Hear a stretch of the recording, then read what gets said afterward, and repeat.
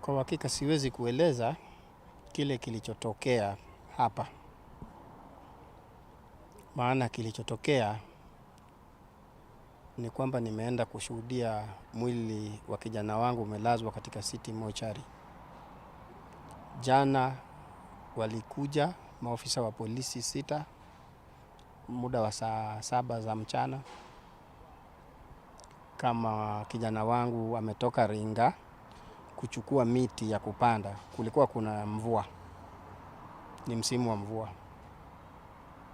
Sasa alipofika hapo, mama yake akampatia chakula hapo nje chini ya mti, na bibi yake akaenda hapo karibu na yeye na mtoto wake, watoto wangu na ndugu yangu wakawa wako na mimi na ndugu yangu mdogo hapo ndani ya nyumba.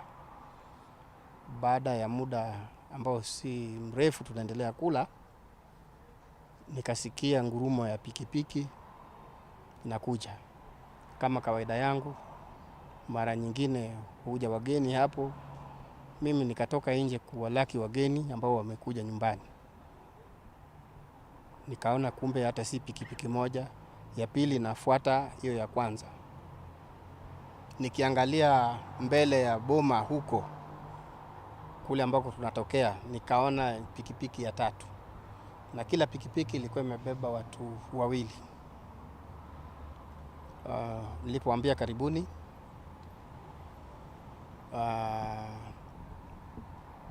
nikawaambia hili ni boma langu. Alafu mmoja kati ya wale maofisa 6 akanivuta nyuma, kama wewe ndiye mwenye hili boma, basi tumekuja kumchukua huyo kijana. Yeye yuko na ugali amepewa na mama yake pamoja na sukuma wiki amepikiwa, anaendelea kula. Lakini ameshtuka kwa sababu ya watu wengi wamekuja hapo nyumbani. So akaniambia tumekuja kumchukua huyo kijana. Mimi ni afisa wa polisi, akanionyesha kibandiko hapa kwenye kifua chake, katag kako hapo.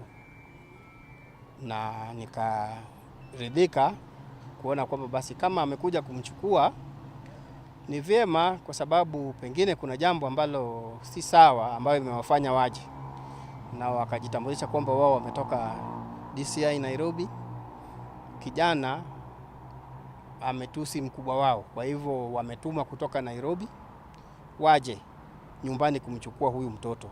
Kuna mwingine ambaye wamemchukua jana ambapo ni juzi sasa. Wamemchukua Kisii, wamemleta Nairobi, sasa alikuwa bado huyu.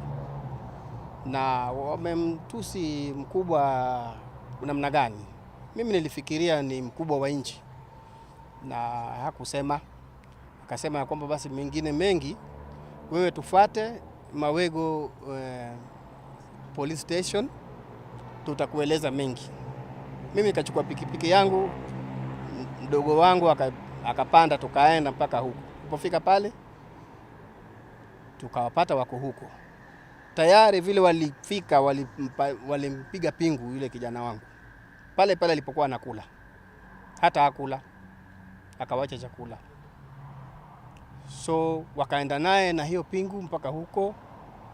Hata wakati akiweka sahihi kwa ajili ya simu yake waliochukua, walimwambia kwamba simu yako wewe utapata baada ya hii karatasi umepeana. Ilibidi wafungue hiyo pingu ndio awe na access ya kuweka sahihi yake kwa hiyo karatasi. Baada ya kuweka hiyo sahihi, wakarudi wakafunga pingu. Wakamchukua wakamweka ndani, wakaniambia ndani ya Subaru. Wakaniambia sasa wewe fuata kijana kesho huko Nairobi. Waliniambia wanaenda mazingira. Sikupata kuelewa vizuri maana si mkaaji wa Nairobi.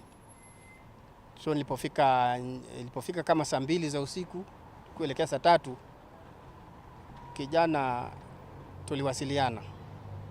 Akaniambia sasa si kule walikoelezea, ukija njoo Central Police Station ndiko ambako wananiweka.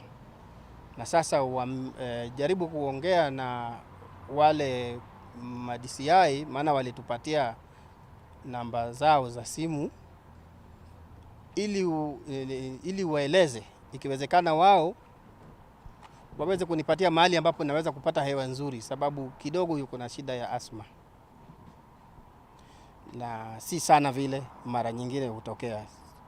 Sasa kasema, nikajaribu kuongea na mmoja wale ambao nilipewa namba, hawakuitikia simu. Mimi saa 3 hiyo nikapanda gari nikafika hapa Nairobi saa 10:24 asubuhi. Kufika hapo ilikuwa ni usiku. Pia Central sipafahamu sababu mimi si mkaaji wa hapa. Kangojea kupambauke. Ulipokuwa asubuhi kufika saa 1 ilinipata mimi niko hapa police station. Nikajitambulisha kwa afisa wa polisi ambaye alikuwa kwa zamu. Nikajieleza kwa jina majina yangu. Nikamwambia kilichonileta kwamba nataka kumuona kijana. Kaniambia wewe subiri, bado ni asubuhi, tunapanga watu kwa ajili ya kufanya usafi ndani ya station. Nikawa na subira, nikakaa hapo kwenye bench. Kuelekea saa 2 nikarejea tena kwa madam ambaye alikuwa yuko hapo. Akaniambia wewe subiri, utahudumiwa bado. Nikakaa. Kuelekea saa 3 akaja afisa wa kiume akaniambia kwamba mzee, masaa haya bado tunashughulikia usafi wa ndani. Kwa hivyo wewe nenda ukanywe chai, urudi mida ya kama saa 4. Ukija utamuona huyo, utakubaliwa umuone huyo kijana. So niliporudi saa 4 nikakaa kwa bench. Muda si mrefu akatokea chaplain wa station hii pamoja na maafisa wale wa DCI wale waliomshika yule kijana kule nyumbani. Nilitambua wawili. Katika hao wawili kuna kijana mmoja rafiki ya huyu kijana wangu ambaye nilimpata pale na tulijuana tu hapo kwa station. Yeye ndiye akaniambia kwamba yeye amekuja kumuona Omondi. Pia hakujua habari za kwamba Omondi ameaga. Sasa chaplain huyo ndiye anatuambia basi njooni kwa OCS. Mimi nikiwa na matumaini ya kwamba nikifika hapo ataniruhusu nione kijana wangu. Nilipofika hapo ofisini kwa OCS tukajitambua. Yeye pia akatutambulisha kwa majina yake pamoja na huyo chaplain. Akatuelekeza kwamba basi yeye yuko na mkubwa wake ambao ni OCPD. Tuende huko kwenye ofisi ya OCPD kwa sababu ndiye mkubwa wake. Basi tukatii tukiwa pamoja na yule kijana na chaplain. Tulipoenda mpaka kwenye ofisi ya OCPD wakatukaribisha. Tukatambuana na maafisa wengine wa polisi ambao walikuwa hapo. So kile nilichosikia ambacho alikuwa ananiambia bwana OCPD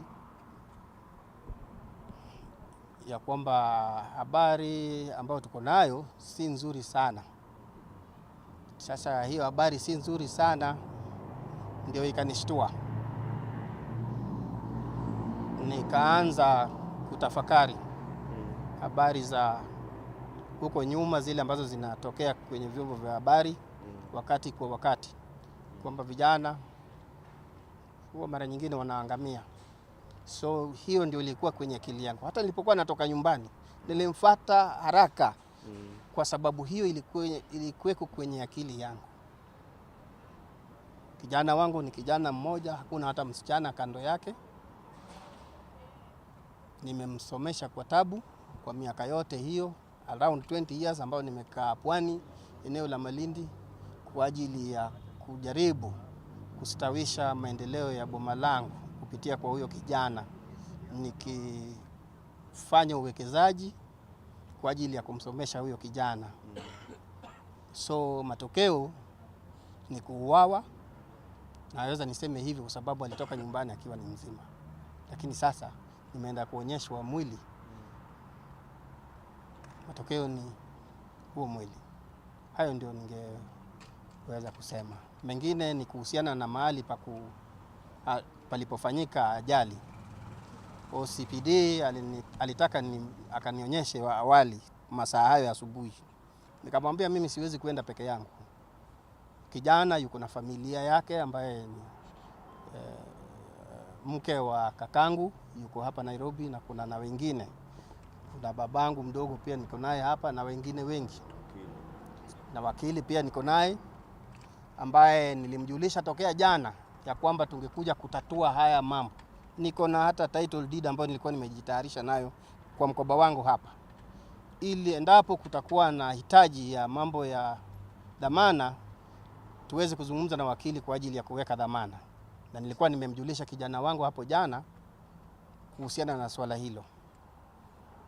So wakili nilimjulisha hapo jana, hata asubuhi tumewasiliana, ikiwa nia ni kwamba kuja tuzungumze ili tutatue, tuangalie fikapo kesho Jumatatu tutaanza vipi.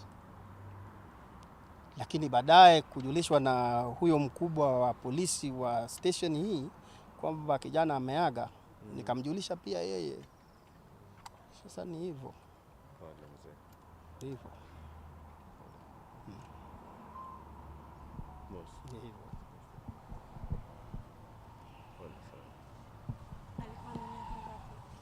Kijana kufikia mwezi wa 7 atakuwa na miaka 31. Amezaliwa mwezi wa 7 tena tarehe 7 1994. Na labda mzee, ulimuona kuna tabia za aina gani labda? Kijana, ushuhuda wangu na huyo kijana, yeye ndio anayeweka vitu vyangu. Malindi tumeishi muda mrefu, na hata vitu vyangu ambavyo niliviacha kidogo kwa ajili ya kujistiri kimaisha nilimwacha mkononi mwake, sababu alikuwa mwaminifu. Kijana hata tukiwa naye kwa boma sijawahi kusikia hata huko tulipokaa Malindi akizozana na mtu. Sijawahi kusikia hata mama hata swala la kesi kuenda police station, hata kuhusiana na mambo ya kitambulisho sijawahi kusikia kumhusu kwamba ameshikwa. Nasikitika kwamba amekuwa mhalifu wa kuwekewa pingu tokea nyumbani, tena mikono miwili, kufika station anawekwa kwenye rumu yake peke yake kama mamluki. Amefanya ujinai ama amevamia benki. Yote namwachia Mwenyezi Mungu.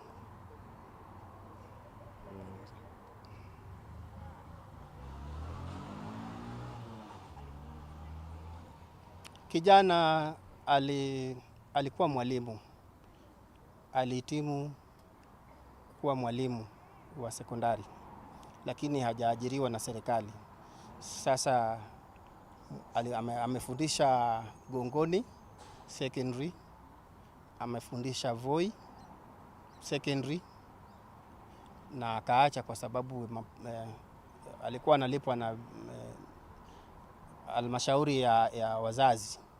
So malipo haikuwa mzuri, akasema kwamba mimi nitafuta mbinu ya kununua makaa nifanye biashara.